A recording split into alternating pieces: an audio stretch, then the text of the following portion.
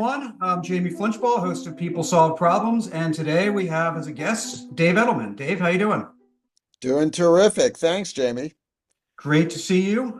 So, by way of introduction, Dave is the author of Personalized, a customer strategy in the age of AI. He has over 30 years of experience as a thought leader and practitioner in marketing, personalization, and technology.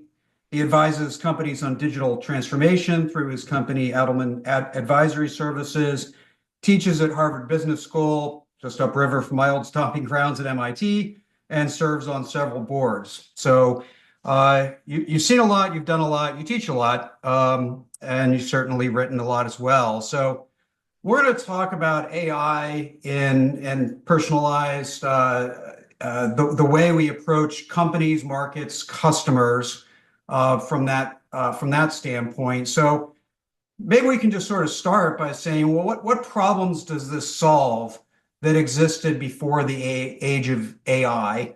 What problems sort of existed that are now looked at in a different light through AI? Yeah, I think the main thing from a personalization perspective, first of all, AI, it's broad. We can talk, about a lot of things. So I'll focus on my own area, which is much more about personalization. And I want to stress it's not just marketing, it's about overall customer experience. And that's the challenge that AI is addressing in that for so many kinds of services, ranging all across the board, financial services, healthcare, Spotify, music discovery, Uber, transportation, being able to access and use a customer's information for the purpose of helping them and making it tailored, making it seamless, making it easy, that addresses a lot of compromises that people have faced. Mhm. And digital native companies like Spotify, Uber, were at this, Amazon, right out of the gate. I mean, they started that. But what's now interesting is how physical companies, established companies, are starting to realize the potential of the data that they have and using that to compete, to create new value propositions, which we can get into. Yeah. So let me take you back into history a little bit, and then sort of we'll jump back forward to where we are today. So in the 90s, mass customization became a theme. My first startup, we described ourselves as the Dell computer of the industry we're in, and so everybody was pursuing these opportunities for sort of mass customization. Does the age of AI simply amplify that or take it in a completely different trajectory? It takes it in a different trajectory. Mass customization, such as being able to create the couch of your dreams, is really about modularity and people picking what they want and then you being able to deliver that. What we're talking about here is something much more proactive that's based on data that a company already has collected, is using to figure out how it can help you get to the next step in what you want to do, to be proactive. So let me give you an example. So Sysco, not the technology company, but the food delivery company, Mhm. SYSCO, see their trucks all over the place. So they are using personalization in a way to help people who order stuff for restaurants. And if you open the Cisco app in 300 milliseconds, it knows who you are, where you are. It knows your restaurant's menu, your price points, aspects about your geography. Are you a business lunch place? Are you a tourist place? Are you a locals night out place? It knows whether you buy in bulk or on spot. It also knows what's in the warehouse of Cisco near you, and it's food. So some of that stuff they got to move. And if they want to provide a discount to move stuff, they have to help you figure out how to use that ingredient. If it's not something that you might typically have in the recipes for your menus, they suggest menu items and recipes that fit with your restaurant to help you take advantage of a deal. And so we talked as part of the book, we talked with some of the customers who said, this is a no-brainer working with them because they get more data about me, I get better deals, they help me expand my menu. And Cisco's now growing at a 50% faster rate than the rest of the business, than the industry, since they launched this app about 3 years ago. So that's different than just mass customization. It's Mhm. about proactively using information about the customer to open up opportunities. Yeah. I love that example, and yeah, fundamentally changes the experience, not just making them feel better, but actually get more value out of their engagement, which I think is a distinction. And you mentioned it as not just marketing, so let's use that. There's certainly a lot of companies went straight into the service bot space. I used one just yesterday trying to get a question answered, and it gave me completely wrong answers. And so that might be the purview of the chief marketing officer, but it can change the value proposition. It can change the entire business model. So where in the C-suite does this belong? Is it different for the CFO and the CMO and the chief commercial officer? Is it about unifying the C-suite? How should the C-suite think about engaging with AI as it applies to the customer and the market? Sure. And there are different models. So, of course, I'm going to say it varies, but there are new roles that are being created. More and more companies are actually thinking about, even if they don't give it a name, some kind of chief customer or chief experience officer. It could be the chief marketing officer who takes on those responsibilities. That's what happened to me at Aetna. Came in as chief marketing officer, but part of my mandate was to drive deliberate strategies to improve the customer experience. No one had that. It could be a chief digital officer if it's mostly digital. There's different places, but there's usually now somebody who's wearing the hat to galvanize that discussion. The CEO has to be involved because this is about the value proposition, about the brand, about how you're competing. But you need somebody who's going to prioritize the opportunities and galvanize the different components of operations to get stuff done. So take your example of a chatbot. That might be seen as something for service operations. That whoever's running service operations says, oh, we can use AI, we can cut costs, we can handle requests 24/7, we can do foreign languages, and all that's great. But you got to recognize that it's got to work. It's got to actually address customer needs. There's got to be checks on that. How is that actually being explained to customers? Are you validating that? What kind of access to data? The chief experience slash marketing slash digital, whoever's on that, has to take the customer perspective. Are we really empowering customers, or are we just doing things to save our own bucks? Are we just trying to manipulate the customer? When you're just doing it from an inside out perspective, you're gonna hit a lot of challenges from a customer perspective. So when we did the research for the book, the companies who were growing the fastest as a result of investing in personalization all consistently start from a point of view where in the C-suite they're talking about empowering their customers. The CMO may be the catalyst bringing information. What are the compromises customers are facing that we can address? But then it's about empowering customers, not just manipulating them. Fantastic. So, uh, as we think about, again, kind of digging a little deeper into the C-suite aspects, you talk about different roles and where the ownership can arise.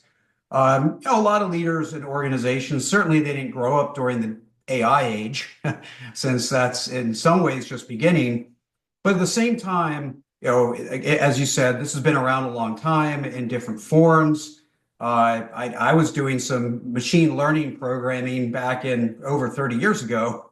for coal plant emissions optimization, and it was AI, but it was nowhere near what's done today. Um, how much do we need either digital savvy or AI savvy leaders, or can they depend upon the technology experts to provide that perspective while they are more focused on the strategy of applying that AI?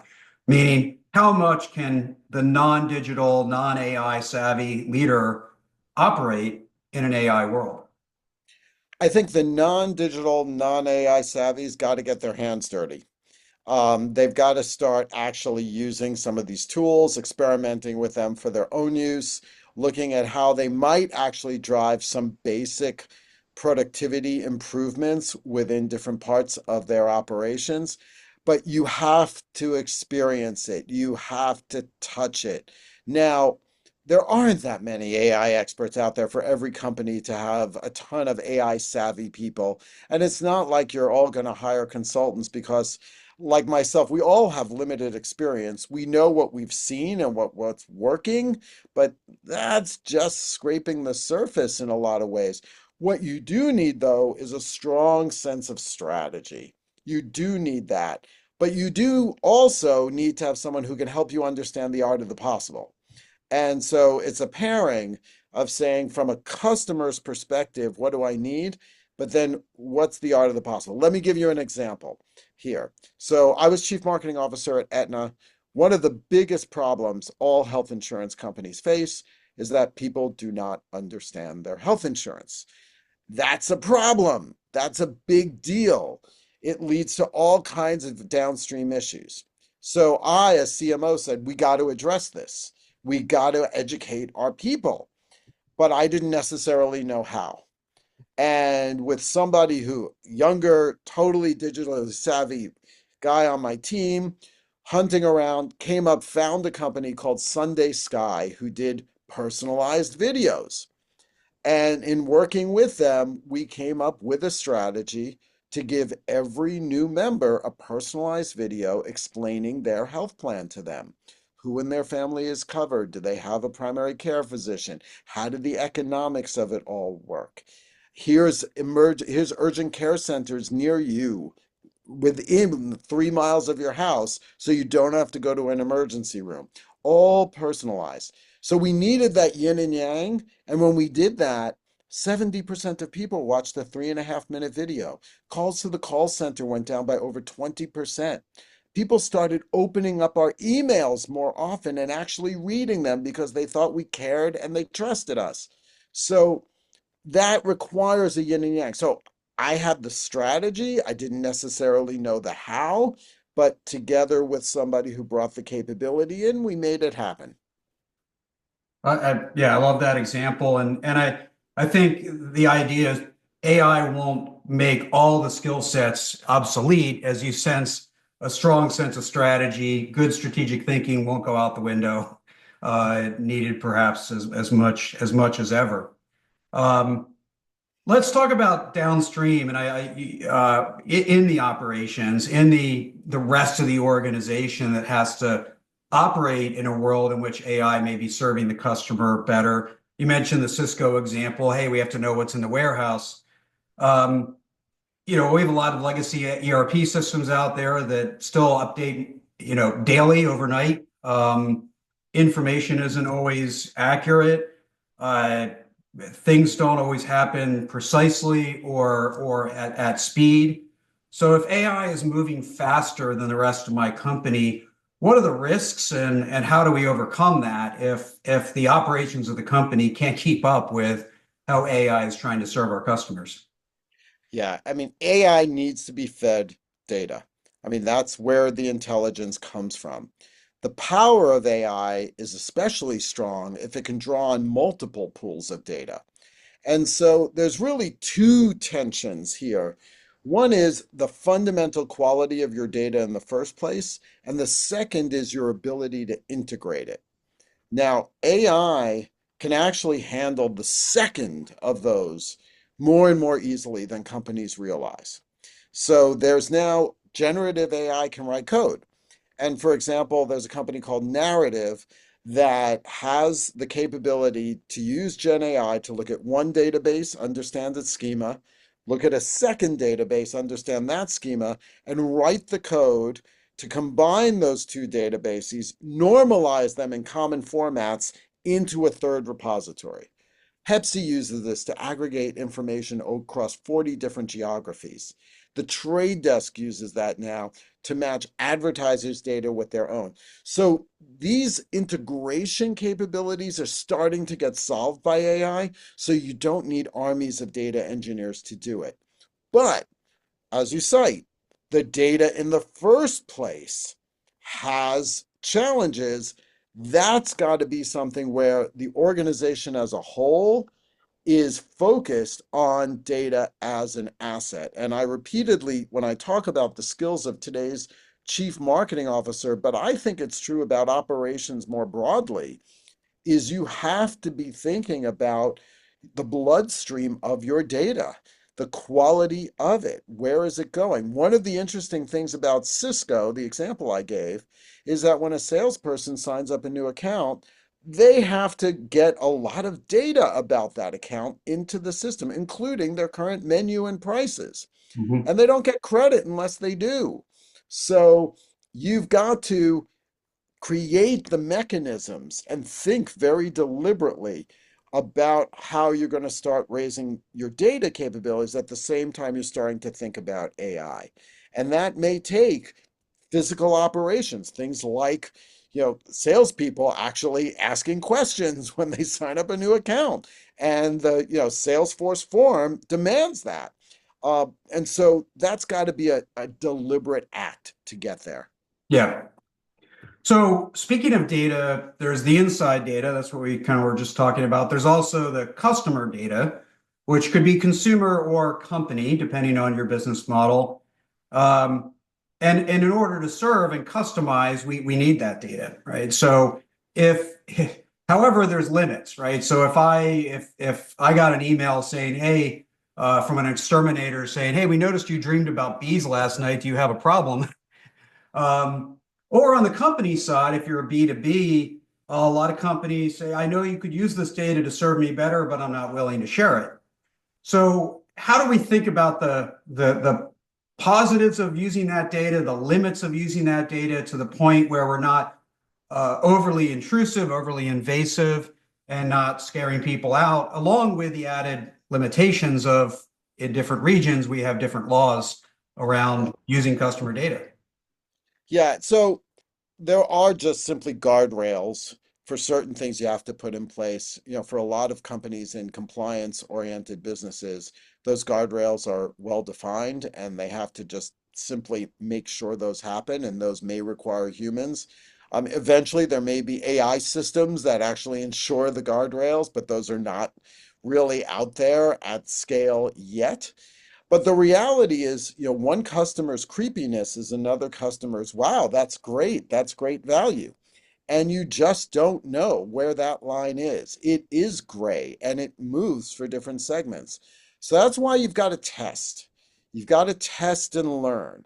And that's a fundamental part of what we talk about in the book and what, when I work with clients on my own, helping them create the ability to do small scale, rapid cycle tests to figure it out. And if you can test things on your own employees as a customer, if you've got the scale, even better, so you can get feedback. But you've got to test it. And it may be that you start to find out about different segments that you can predict, some of whom aren't going to go there, some of whom are. For the ones who aren't going to go there, you may have to invest more in explaining to them what they get for giving you information. For those who are open to it, you're just driving value. So there's a whole science that companies, especially marketers, have to start building about becoming more agile. It uses a lot of the principles of software development. We use 2 week sprints, get tests out the door, constantly trying to get feedback and using that to optimize. So there's no standard guideline here, but you've But the more you can test, you also not only learn that, but you feed your AI so it can get smarter as well. Great. So let me end with one last question. You mentioned earlier for executives that are not quite ready, they don't quite understand how to fit this into their strategy. You said get your hands dirty. Mhm. So if we were just sort of, casually chatting on the Red Line into Cambridge or something, what would be your recommendations to a leader on how to get their hands dirty? What kinds of things can they do as an individual to jump in and start to play around? Yeah, so I mean, on the surface, just starting to use some of the larger LLMs, whether it's ChatGPT, Perplexity, Google Gemini, there's a lot of them out there, many of which are either free or very, very inexpensive, that you can start using and set yourself a goal that every day you're going to have 15 minutes of work that you're going to use these LLMs as an assistant, and play around with different kinds of capabilities. Don't just use text. Ask it to generate images and come up with new ideas for products. Test, see how far you could go in stimulating your own ideas. So that's the basic. But then, there are more functionally specific things. There's, for example, Jasper to create marketing content.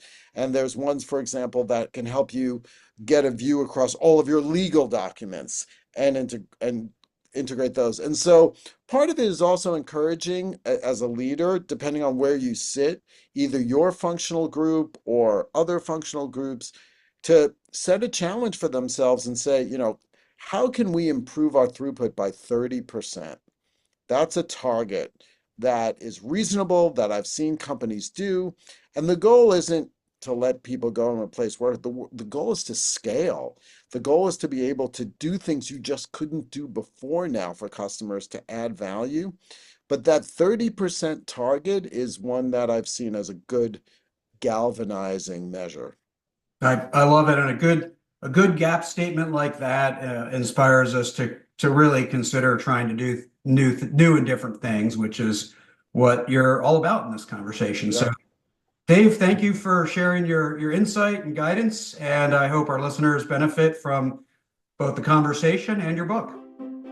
Thanks a lot, Jamie. And they can follow me on LinkedIn. I've got a pretty major presence there. You can message me as well. Thank you. Thank you.